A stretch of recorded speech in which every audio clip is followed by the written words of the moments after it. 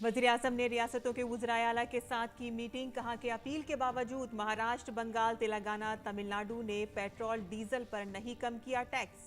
मुल्क के मफाद में सभी रियासतों से पेट्रोल डीजल पर वैट कम करने की अपील। वज़ीर-ए-आज़म की सदारत में मरकजी काबीना का इजलास। जम्मू कश्मीर में बिजली की फराहमी बेहतर करने के लिए किश्तवाड़ में हाइड्रो पावर मंसूबे को दी मंजूरी। PM street vendor Atmanirbhar Nidhi में की गई तौसी। नक्सल मुतासरा इलाकों में 4G अपग्रेड किए जाएंगे 2G मोबाइल टावर। 7वीं रायसीना डायलॉग का आज आखिरी दिन। इस्तकबालिया खिताब में वज़ीर ममलिकत बराए उमूर खारजा मीनाक्षी लेखी ने चैलेंजिंग आलमगीरियत के माहौल में खुद कफील भारत के किरदार को बताया अहम। वज़ीर खारजा एस जयशंकर ने कहा कि दुनिया में जमहूरियत को फ़रोग़ देने में भारत का है अहम किरदार। स्मृति ईरानी ने कहा कि वज़ीर आज़म की क़यादत में ख़वातीन एम्पावरमेंट के लिए हुआ है शानदार काम।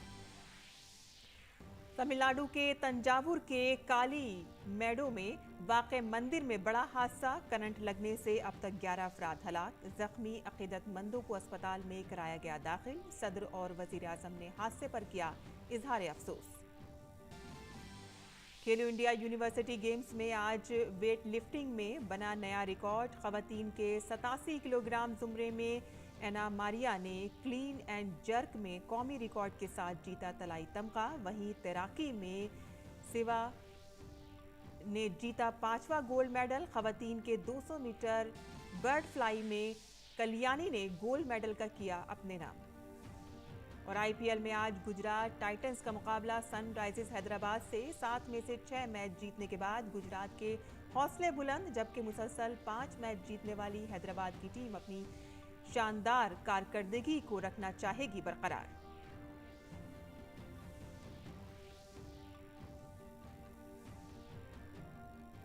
आदाब नाज़रीन, खबरनामे में आपका इस्तकबाल है। मैं हूं साइमा खान। अब खबरें तफसील से। वज़ीर-ए-आज़म नरेंद्र मोदी ने वुज़राए आला से बात करते हुए इन रियासतों से पेट्रोल और डीजल पर वैट कम करने की अपील की। वज़ीर-ए-आज़म ने महाराष्ट्र, मगरबी बंगाल, तेलंगाना, आंध्र प्रदेश, केरला, झारखंड और तमिलनाडु की रियासतों पर जोर दिया कि वो पेट्रोल और डीजल पर वैट को कम करके अपने शहरियों को फायदा पहुंचाएं। आप सभी इस बात से परिचित है कि जो युद्ध की परिस्थिति पैदा हुई है और जिस प्रकार से सप्लाई चेन प्रभावित हुई है, और ऐसे माहौल में दिनों दिन चुनौतियां बढ़ती जा रही हैं। ये संकट, वैश्विक संकट, अनेक चुनौतियां लेकर के आ रहा है। ऐसे संकट के समय में केंद्र और राज्यों के बीच तालमेल को, कोऑपरेटिव फेडरलिज्म की भावना को और बढ़ाना अनिवार्य हो गया है। अब मैं एक छोटा सा उदाहरण देता हूं। जैसे पेट्रोल डीजल की कीमतों का एक विषय हम सबके सामने है।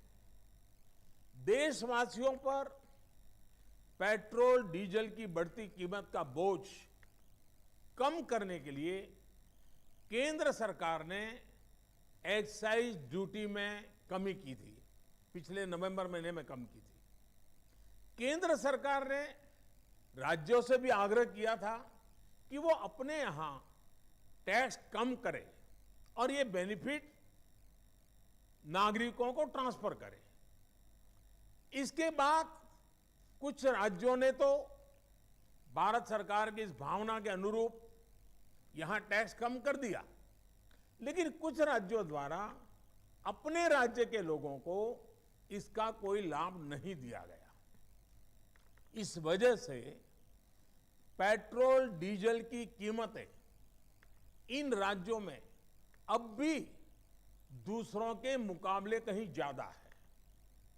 ये एक तरह से इन राज्यों के लोगों के साथ अन्याय तो है ही, साथ ही पड़ोसी राज्यों को भी नुकसान पहुंचाता है।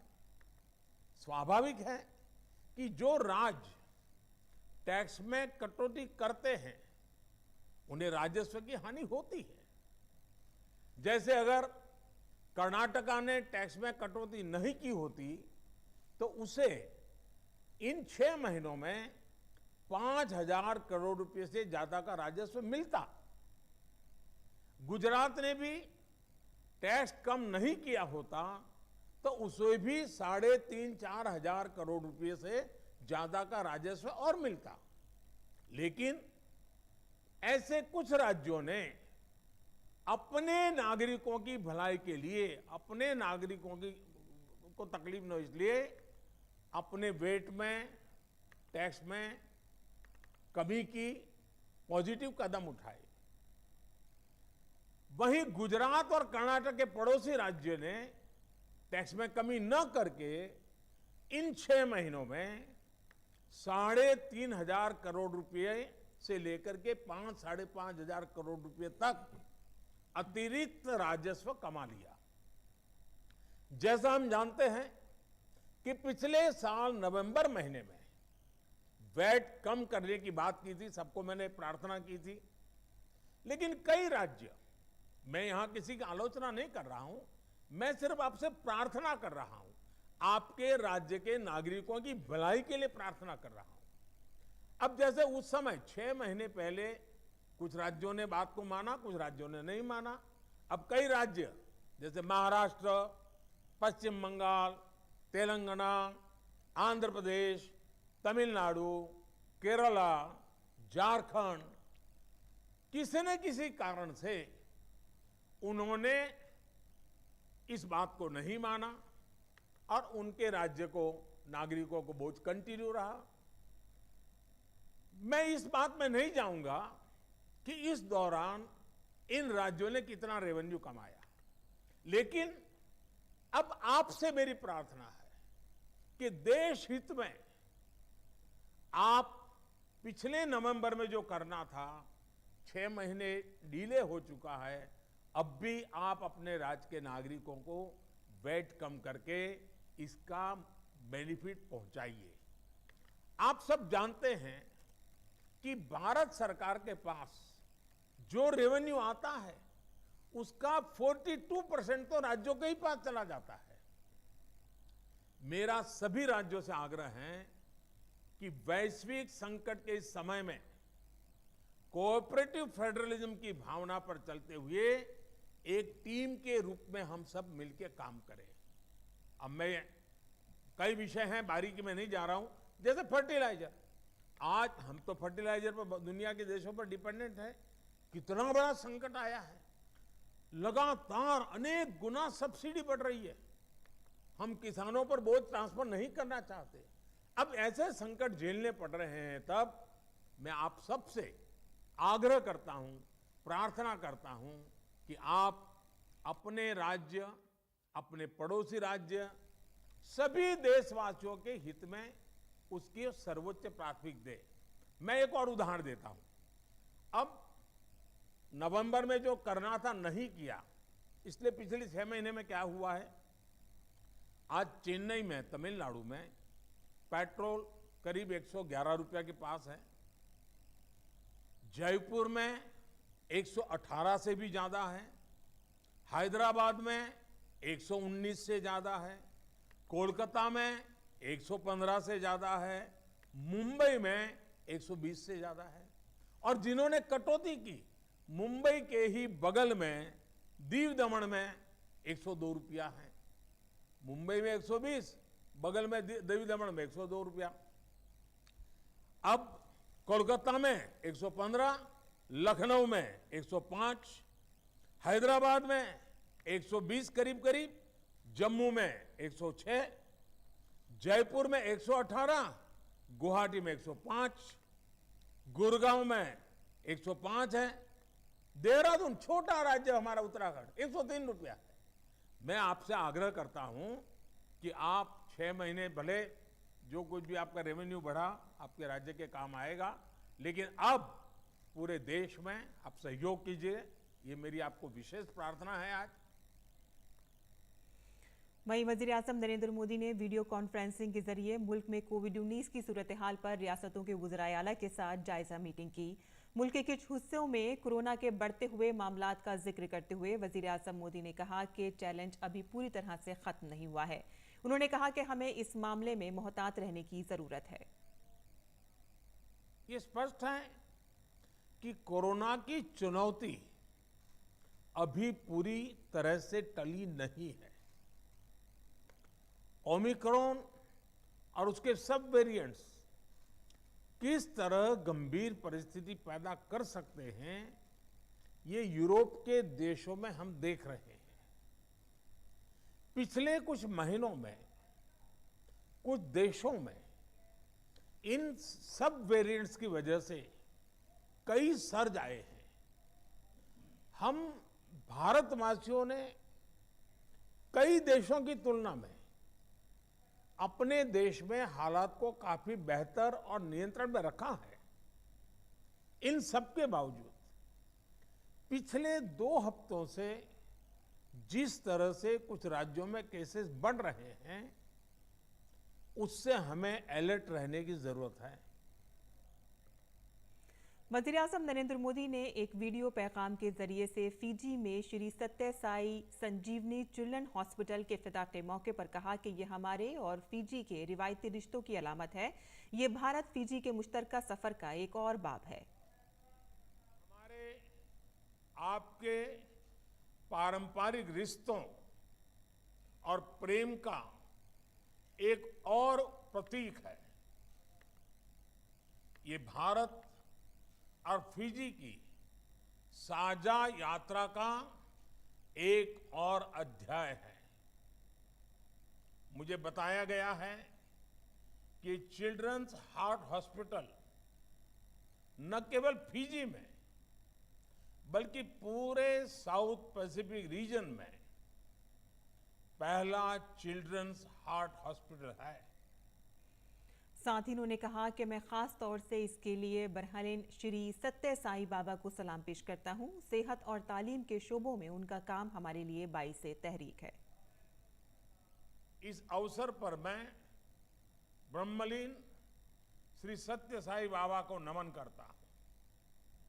मानवता की सेवा के लिए उनके द्वारा रोपा गया बीज आज वटवृक्ष के रूप में लोगों की सेवा कर रहा है। मैंने भी पहले भी कहा है कि सत्य साईं बाबा ने अध्यात्म को कर्मकांड से मुक्त करके जन कल्याण से जोड़ने का एक अद्भुत काम किया था। शिक्षा के क्षेत्र में उनके कार्य, स्वास्थ्य के क्षेत्र में उनके कार्य, गरीब, पीड़ित, वंचित के लिए उनके सेवा कार्य आज भी हमें प्रेरणा देते हैं। वज़ीर-ए-आज़म मोदी ने भारत और फिजी के ताल्लुकात के बारे में कहा कि कोरोना वबा के दौरान भी भारत ने अपने फराइज पर सख्ती से अमल किया।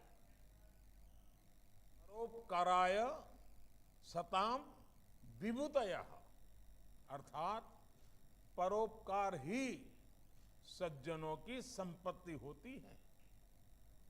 मानव मात्र की सेवा, जीव मात्र का कल्याण, यही हमारे संसाधनों का एकमात्र उद्देश्य है।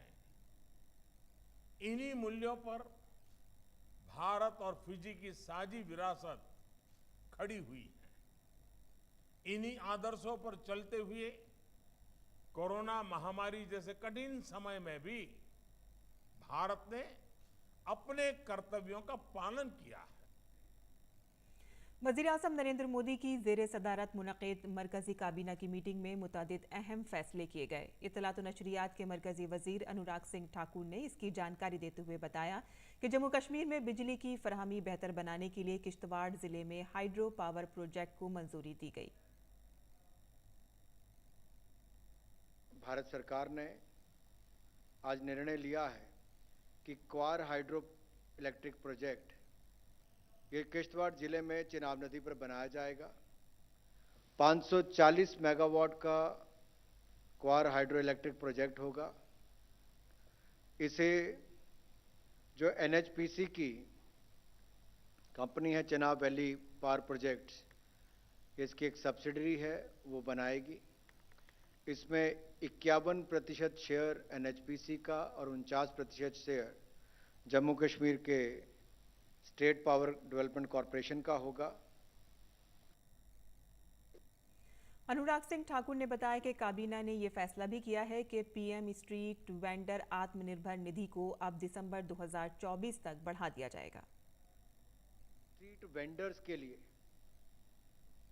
योजना हम लेकर आए थे, street vendor Atmanirbhar Nidhi, PM Svanidhi. इसके माध्यम से देश भर के लाखों वेंडर्स को लाभ मिला। आज निर्णय लिया गया है कि इस योजना को अब बढ़ाकर दिसंबर 2024 तक बढ़ा दिया जाएगा, यानी कि मार्च 2022 से दिसंबर 2024 तक इसको आगे बढ़ाया गया है। इसमें सारे ही कोलेटरल फ्री लोन मिलते हैं और वो अफोर्डेबल भी होते हैं। मरकजी काबीना ने 10 रियासतों में 2542 मोबाइल टावर को 2G से 4G में अपग्रेड करने के लिए 2426 करोड़ रुपए मंजूर किए हैं। ये सभी मोबाइल टावर नक्सल मुतासरा इलाकों में हैं। टेलीकॉम के नेटवर्क में भी सुधार हो और ये जो 2G की सुविधा है इसकी जगह 4G की सुविधा वहां पर मिले, तो देश के 10 राज्यों में 2542 टावर्स को आज प्रधानमंत्री मोदी जी के नेतृत्व में मंत्रिमंडल ने 2G से 4G में अपग्रेड करने के लिए 2426 करोड़ रुपए का अनुमोदन किया है। और ये सभी साइट्स नक्सल प्रभावित क्षेत्रों में हैं। इनमें आत्मनिर्भर भारत में बने 4G core network, radio network एवं टेलीकॉम इक्विपमेंट्स का उपयोग किया जाएगा। नई दिल्ली में जारी 7वीं रायसीना डायलॉग के आखिरी दिन chasing the monsoon life at 75 के उन्वान से एक सेशन में हिस्सा लेते हुए वजीर खारजा एस जयशंकर ने कहा कि दुनिया में जमहूरियत को फरोग देने में भारत का एक अहम किरदार है।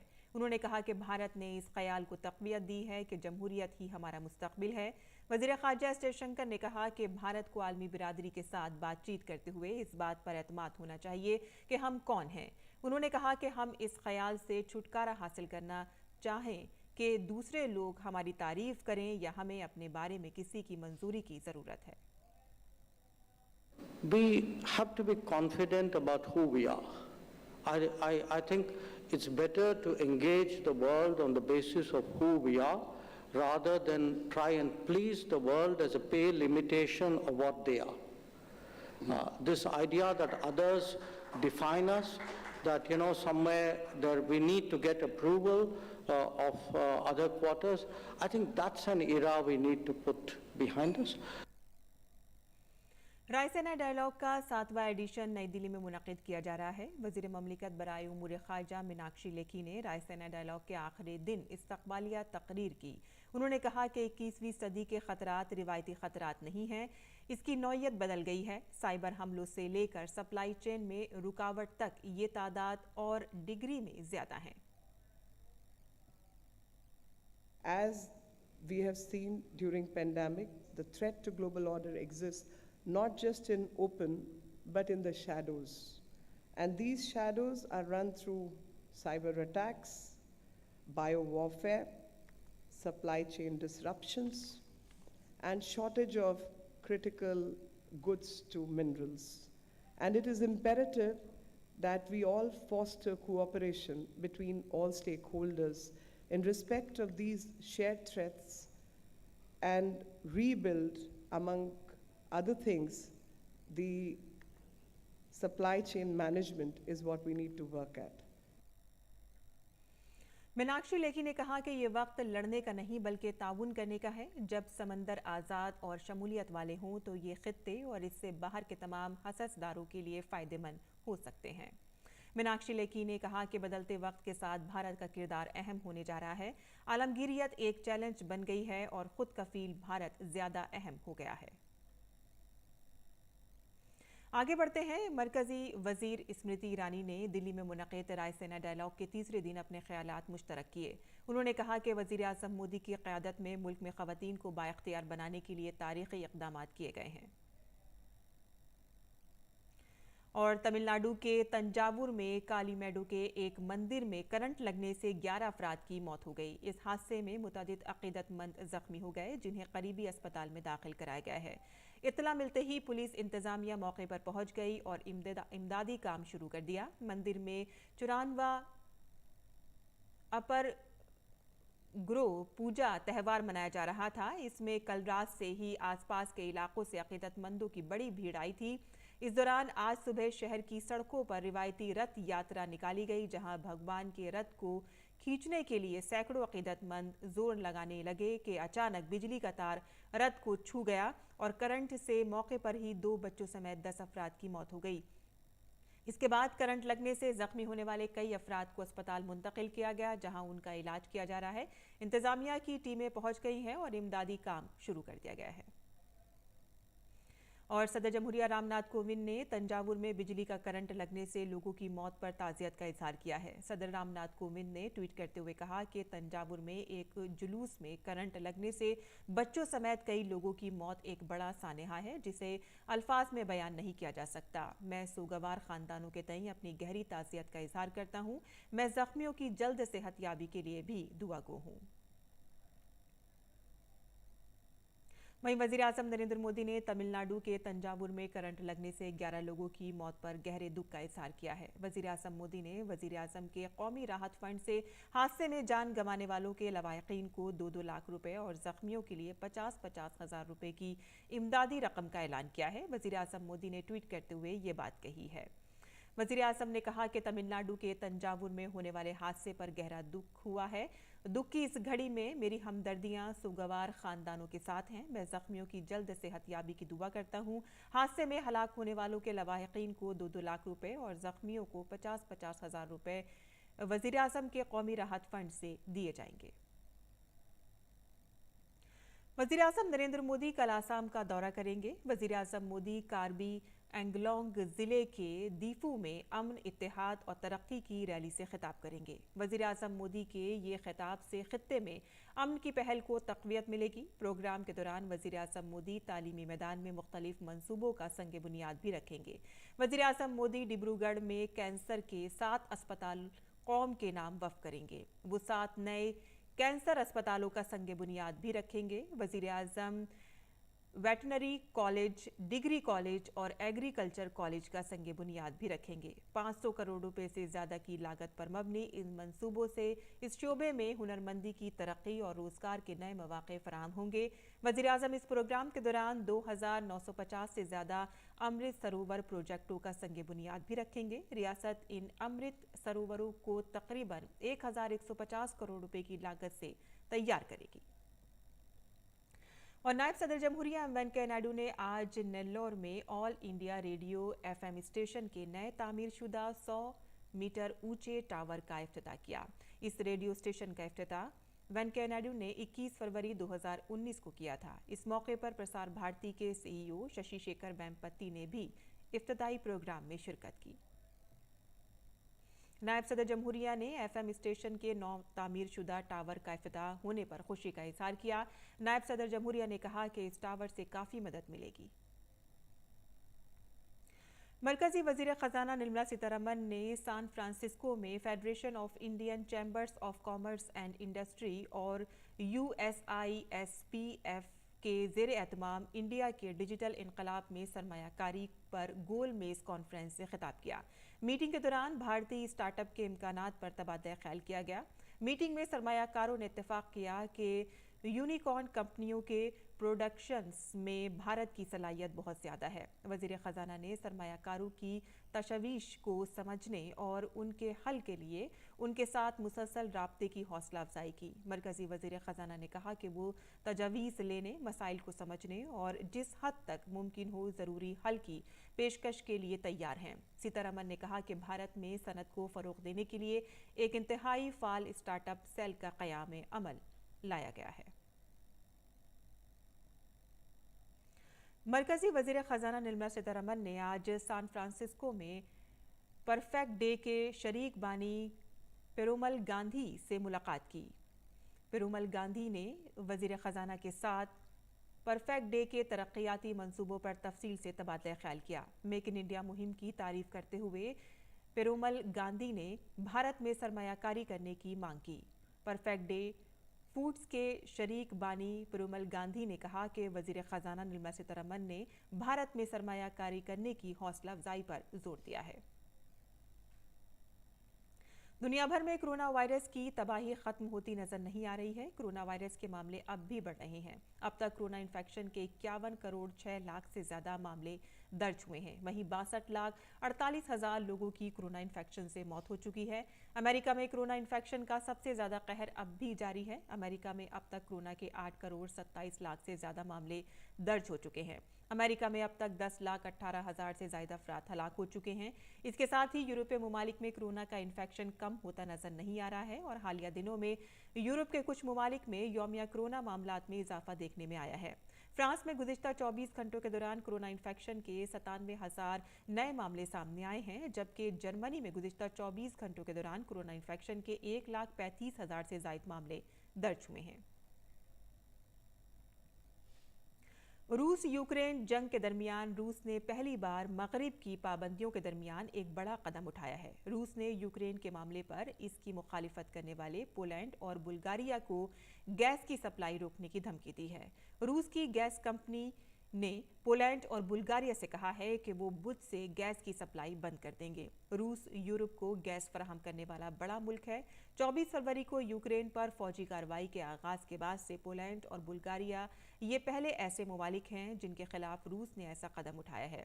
रूस की जानिब से यह कदम रूसी अफराद और कंपनियों पर पाबंदियां आयद करने के बाद उठाया गया है। और खेल की खबरों में वेट लिफ्टिंग में खवातीन की 87 किलोग्राम जुमरे का गोल्ड मेडल बेंगलुरु यूनिवर्सिटी के नाम रहा। बेंगलुरु की एना मारिया ने सबसे ज्यादा वजन उठाकर गोल्ड मेडल अपने नाम किया है। उन्होंने क्लीन एंड जर्क में नया कौमी रिकॉर्ड कायम करने में कामयाबी हासिल की है। काबिल जिक्र है कि मारिया ने क्लीन एंड जर्क में 129 किलोग्राम वजन उठाकर मनप्रीत कौर का 128 किलोग्राम का रिकॉर्ड तोड़ा है। मारिया ने मजमूई तौर पर 230 किलोग्राम वजन उठाकर गोल्ड मेडल हासिल किया है।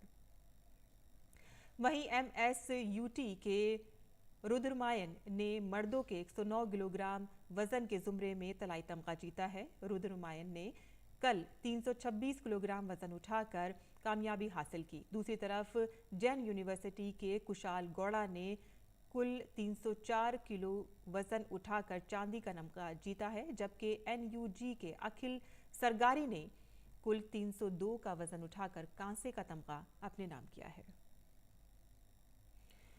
और IPL में शानदार कारकर्दगी का मुजाहरा करने वाली गुजरात टाइटंस की टीम आज सनराइजर्स हैदराबाद के खिलाफ मैदान में उतरेगी। हार्दिक पांड्या की कप्तानी में गुजरात ने 7 में से 6 मैच जीते हैं और इसे लीग में एक मरतबा ही सनराइजर्स हैदराबाद से शिकस्त का सामना करना पड़ा है। दूसरी तरफ पहले 2 मैचों में शिकस्त का सामना करने के बाद मुसलसल 5 मैच जीतने वाली हैदराबाद अपनी रफ्तार को जारी रखना चाहेगी। वो पॉइंट्स टेबल पर टॉप पर बरकरार कब्जा करने के लिए गुजरात को पीछे छोड़ने के लिए पुरअज़्म है। और इसी के साथ ही हमारा खबरनामा यही ख़त्म पजीर होता है। हमारी पूरी टीम को दें इजाज़त। आदाब।